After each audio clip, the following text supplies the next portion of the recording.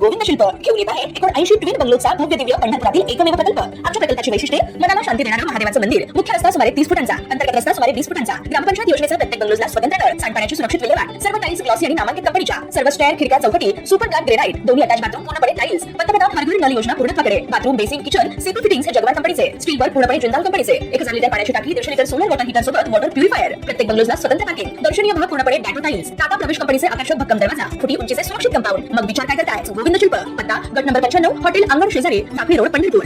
राज्यात मान्सून पुन्हा सक्रिय झाला असून बंगालच्या उपसागरात निर्माण झालेल्या अतितीव्र कमी दाबाचे क्षेत्र पश्चिमेकडे सरकत आहे। त्याच्या प्रभावामुळे पुढील 24 तासात मुसळधार ते अतिमुसळधार पावसाची शक्यता आहे।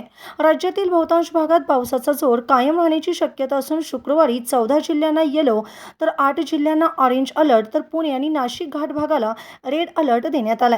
कोकण विभागातील पालघर, ठाणे आणि रायगड जिल्ह्यांना ऑरेंज अलर्ट देण्यात आला असून या भागात 50 ते 70 किलोमीटर प्रति तास वेगाने वारे वाहण्यासह जोरदार ते मुसळधार पावसाचा अंदाज आहे। मुंबई, रत्नागिरी आणि सिंधुदुर्ग जिल्ह्यांना येलो अलर्ट देण्यात आला असून या भागातही जोरदार पावसाची शक्यता वर्तवण्यात आली आहे। उत्तर महाराष्ट्रातील धुळे, नंदुरबार, जळगाव आणि नाशिक जिल्ह्यांना ऑरेंज अलर्ट देण्यात आला। नाशिक घाटमाथ्यासाठी रेड अलर्ट जारी करण्यात आला असून अतिमुसळधार पावसाचा इशारा देण्यात आलाय। नागरिकांनी अत्यावश्यक कामाशिवाय बाहेर पडणे टाळावे असे आवाहन हवामान विभागाने केले आहे।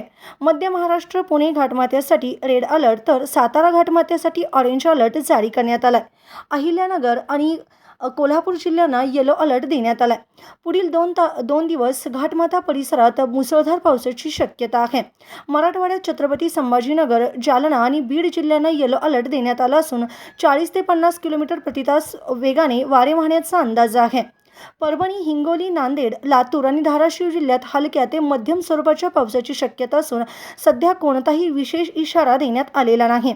विदर्भातील अकोला, अमरावती, बुलढाणा, वर्धा, वाशिम आणि यवतमाळ जिल्ह्यांना येलो अलर्ट देण्यात आला। उर्वरित जिल्ह्यात हलका ते मध्यम पाऊस अपेक्षित असून 30 ते 40 किलोमीटर प्रति तास वेगाने वारे वाहण्याची शक्यता हवामान विभागाने व्यक्त केली आहे। एकूणच राज्यातील कोकण घाटमाथा, मध्य महाराष्ट्र, मराठवाडा आणि विदर्भातील अनेक भागात पुढील 2 ते 3 दिवस पावसाचा जोर कायम राहण्याची शक्यता आहे। या पावसामुळे धरणातील पाणी साठ्यात वाढ होण्याची अपेक्षा असली तरी नागरिकांनी हवामान विभागाच्या सूचनांचे पालन करून सतर्क राहावे असे आवाहन करण्यात आले आहे। ताज्या घडामोडी पाहण्यासाठी आमच्या YouTube चॅनलवरील PVR म्हणजेच पंढरी वार्ता या न्यूजला सबस्क्राइब करा आणि शेजारील बेल आयकॉनवर क्लिक करा।